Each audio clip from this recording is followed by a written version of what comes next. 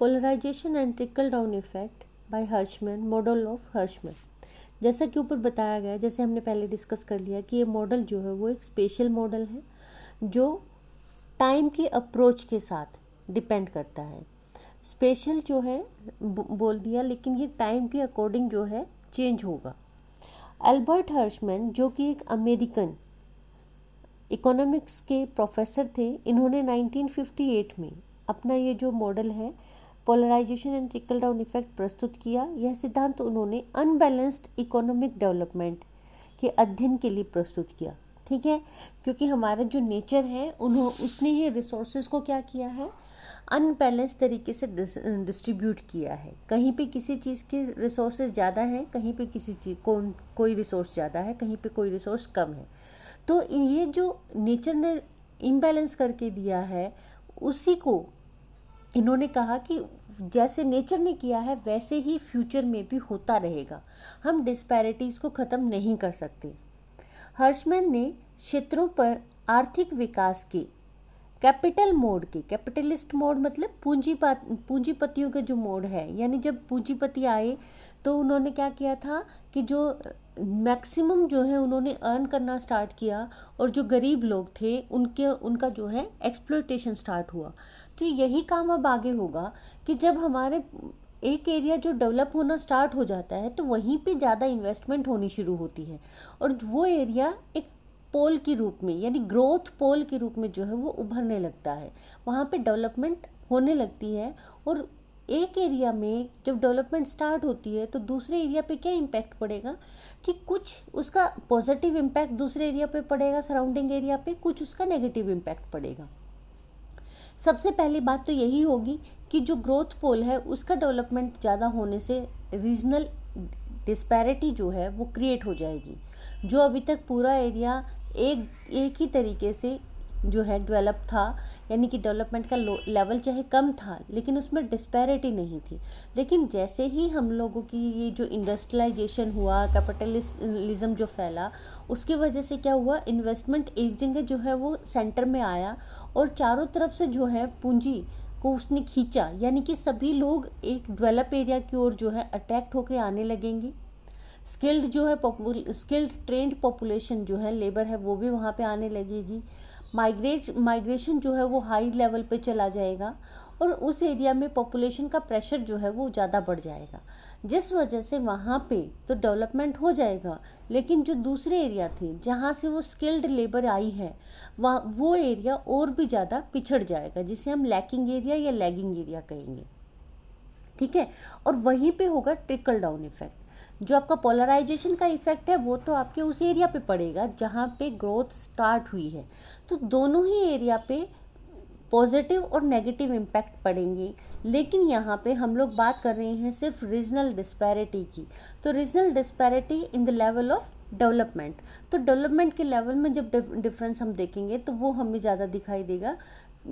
कहाँ पे ज़्यादा होगा डेवलपमेंट, कहाँ पे ज़्यादा होगा, अर्बन एरिया में, सेंट्रल एरिया में, जो पोलर एरिया है जिसको इन्होंने नॉर्थ कहेंगे। ये आगे मैं आप लोगों को बताऊंगी कि जहाँ पे डेवलपमेंट स्टार्ट हो गई है उन्हें इन्होंने नॉर्थ माना है, और जो लैग कर रहा है एरिया, जो पिछड़ रहा है, जहाँ पे कमियां हैं, उस एरिया को इन्होंने साउथ माना है। उस जो साउथ होगा वहाँ पे ट्रिकल डाउन इफेक्ट ज़्यादा काम करेगा, और जो नॉर्थ होगा उस पर जो है पोलराइजेशन का इफेक्ट ज़्यादा काम करेगा। हर्शमैन ने क्षेत्रों पर आर्थिक विकास के कैपिटलिस्ट मोड के प्रभाव की व्याख्या करते हुए यह बताने का प्रयत्न किया कि किस प्रकार विकास एक क्षेत्र से दूसरे क्षेत्र में या एक देश से दूसरे देश में अलग हो सकता है। उनके अनुसार आर्थिक विकास सभी जगह एक ही समय में उत्पन्न नहीं हो सकता, यानी कि आप हर जगह पे एक ही तरह की डेवलपमेंट एक ही टाइम पीरियड पे नहीं ला सकते। जैसे कि एक नॉर्मल बात करते हैं कि हम लोगों ने इंडस वैली सिविलाइजेशन, मेसोपोटामिया की सिविलाइजेशन, चाइनीज सिविलाइजेशन, ये हमने देखी हैं, पढ़ी हुई हैं, लेकिन ये सब किसके ऊपर डिपेंड कर रही थी, टोटली जो है रिवर वैली पे के ऊपर डिपेंड कर रही थी। रिवर वैली हर जगह अवेलेबल थी, फिर भी जो है डेवलपमेंट ऑफ आपकी जो सिविलाइजेशन है वो इन्हीं में हुआ, और इनमें भी एक ही टाइम पीरियड पे डेवलपमेंट स्टार्ट नहीं हुई, तीनों के टाइम पीरियड में डिफरेंस है। तो सबसे पहले जो है आपकी मेसोपोटामिया की जो सिविलाइजेशन है वो डेवलप हुई।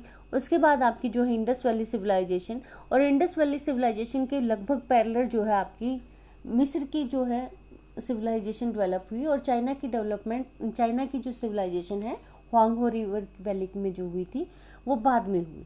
तो जब नेचुरल रिसोर्सेज पे टोटली हम लोग प्राइमरी एक्टिविटी कर रहे थे तभी जो है डेवलपमेंट के लेवल में डिफरेंस था। तो आज के टाइम पे भी ये डिफरेंस होगा। और जैसे ही सिविलाइजेशन एक सेंटर में डेवलप हुई तो बाकी का एरिया इनके कंपैरेटिवली लैक करने लगा था उस टाइम पीरियड पे। लेकिन आज के टाइम पे ये बात किसके बेस पे हो रही है? इकोनॉमिक डेवलपमेंट की बात हो रही है। टोटली जो आपके चारों के चारों मॉडल हैं वो किसके ऊपर डिपेंड करते हैं? इकोनॉमिक डेवलपमेंट पे। ट्रिकल डाउन इफेक्ट जो है वो अमीरों से गरीबों की ओर धन का प्रवाह उसको दिखाता है। वित्तीय सेवाओं के क्षेत्र में दुनिया की नामचीन कंपनी क्रेडिट सुइस की जो डाटा है वो बताते हैं कि भारत में लगातार जो है अमीर और गरीब के बीच में जो डिफरेंस है वो लगातार बढ़ता जा रहा है। अमीर और अमीर हो रहे हैं और गरीब जो है उनसे पिछड़ते जा रहे हैं। भारत अमेरिका से भी आगे जा रहा है इसमें। और 1% भारत की जो 1% पॉपुलेशन है उसके पास, संपन्न वर्ग के पास देश की 37.3% जो है कैपिटल उन लोगों के पास है, सिर्फ अमीर लोगों के पास। जो अमीर पॉपुलेशन कितनी है? 1%। और उनके पास हमारी जो कैपिटल है वो कितनी है? 37.3%। जबकि जो रशिया है उसमें डाटा क्या है कि 1% पॉपुलेशन के पास 70.3% जो है कैपिटल वहाँ पर इकट्ठी हो गई है। किसी भी अर्थव्यवस्था को विकसित करने के लिए पहले एक या कुछ केंद्रों का विकास करना चाहिए। और जब ये केंद्र डेवलप हो जाएंगे तो उनके प्रभाव में आकर आसपास का जो एरिया है वहाँ पर भी उस चीज़ का प्रोडक्शन जो है वो बढ़ने लगेगा। और जो उत्पादन के लिए आवश्यक तत्व हैं इस स्थान की ओर आकर्षित होना शुरू हो जाएंगे। हर्षमैन ने माना कि विकास में क्षेत्रीय या अंतर्राष्ट्रीय असमानताओं का होना विकास के लिए एक अनिवार्य पूर्ति है।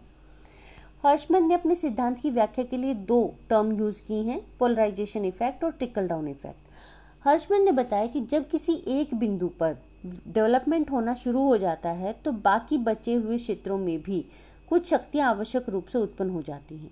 इस बिंदु को हर्षमैन ने ग्रोइंग नॉर्थ और अन्य क्षेत्रों को लैकिंग साउथ का नाम दिया है। उत्तर में यह समृद्धि, दक्षिण पर सकारात्मक और नकारात्मक दोनों प्रभाव डालेगा। Polarisation effect. पोलराइजेशन इफेक्ट से अभिप्राय है कि विकास के लिए आवश्यक तत्वों के आसपास के क्षेत्रों से किसी एक बिंदु पर एकत्रित होना। पोलराइजेशन इफेक्ट में उत्पादन के तत्वों का पोल की तरफ कन्वर्जेंस होता है, यानी सारी चीज़ें वहीं पर इकट्ठी होने लगती हैं। डायग्राम में देखो दिखाया है, रिच गेन मोर वेल्थ। अमीर जो हैं वो पहले ही अमीर हैं, फिर वो उनके पास जब पैसे ज़्यादा हैं तो वो 2 तरीके के काम करेंगे। सबसे पहले क्या करेंगे? अपने पैसे को बढ़ाने के लिए इन्वेस्टमेंट क्रिएट करेंगे। इन्वेस्टमेंट जब वो करेंगे तो वहाँ से जॉब क्रिएट होंगी, ठीक है। उसका इम्पैक्ट क्या पड़ेगा? लो स्किल्ड वर्कर्स जो हैं उनको भी हाई पे मिलने लगेगी। इसी का दूसरा इम्पैक्ट क्या होगा? Increased tax revenue. और इसकी वजह से रेवेन्यू, जब जिनके पास पहले पैसा कम है उनके पास पैसा ज़्यादा होने लगेगा तो वो टैक्स पे करने लगेंगे, तो इससे जो है रेवेन्यू इकट्ठा होगा। हो गया डेवलपमेंट।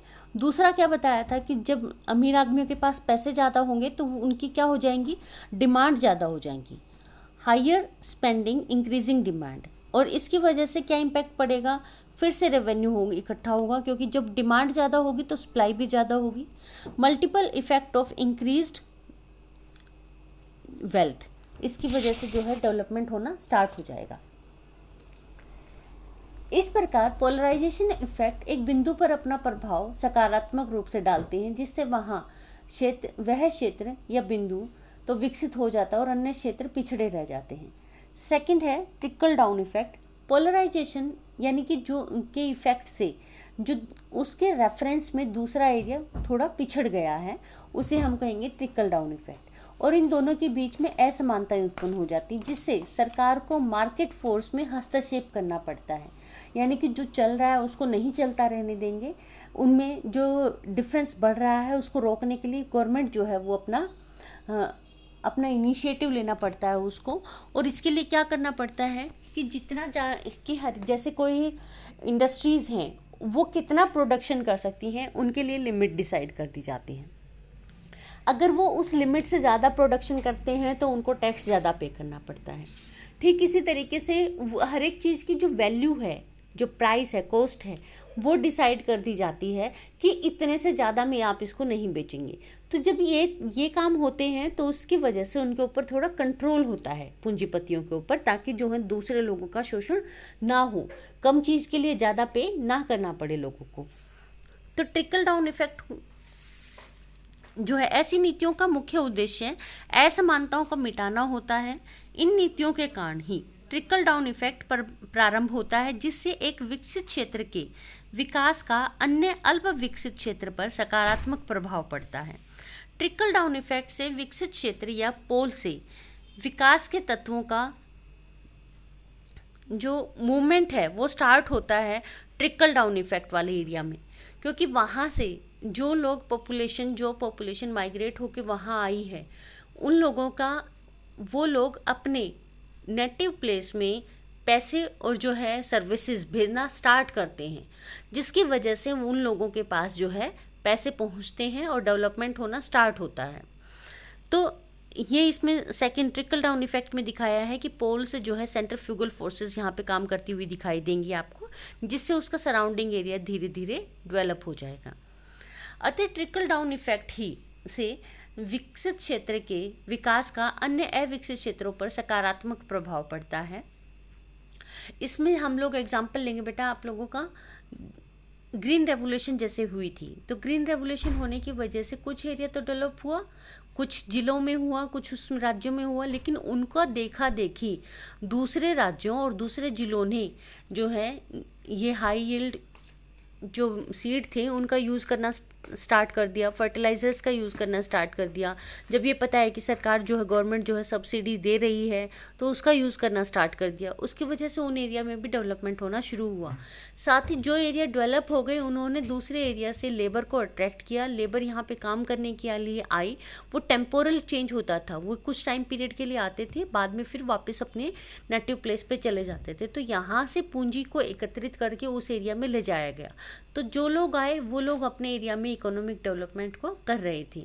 जबकि नॉर्मली देखा जाए तो क्या हो रहा है, आपका जो वेस्टर्न पोर्शन है यानी कि आपका पंजाब, हरियाणा, पश्चिमी उत्तर प्रदेश, ये डेवलप हो गए एग्रीकल्चर में, और जो ईस्टर्न पोर्शन है वो पीछे रह गया। निष्कर्ष रूप से ये कहा जा सकता है कि हर्शमैन का मॉडल एक अत्यंत प्रभावशाली तथा उपयोगी मॉडल है। यद्यपि यह माना गया कि मॉडल विकसित देशों के लिए अधिक उपयोगी है, फिर भी यह विकास की असमानताओं का अध्ययन करने और इन्हीं असमानताओं से अर्थव्यवस्था के विकसित होने का सही तथा उपयोगी वर्णन करता है।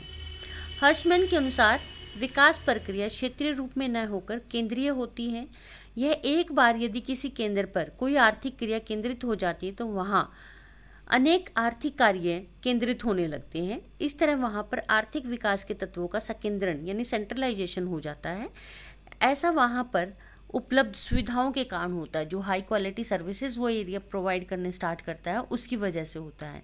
इस तरह उस केंद्र पर आर्थिक विकास का ध्रुवीकरण हो जाता है। पोलर यह सिद्धांत प्रादेशिक असमानता के विकास का प्रतीक है। कालांतर में जब वहाँ केंद्रीकरण के कारण अनेक समस्याएं खड़ी हो जाती हैं, आप लोगों को सेंट्रलाइजेशन की वजह से जो जो प्रॉब्लम होती है वो पता है। लैंड रिसोर्सेज कम होने लगते हैं, लैंड प्राइसेस बढ़ने लगते हैं, एयर पोल्यूशन बढ़ने लगता है, क्राइम बढ़ने लगता है, सोशल लाइफ जो है वो अच्छी नहीं रहती है। तो ये सारी प्रॉब्लम जो है वहाँ पे फिर सेंट्रीफ्यूगल फोर्स का काम करना स्टार्ट करती हैं।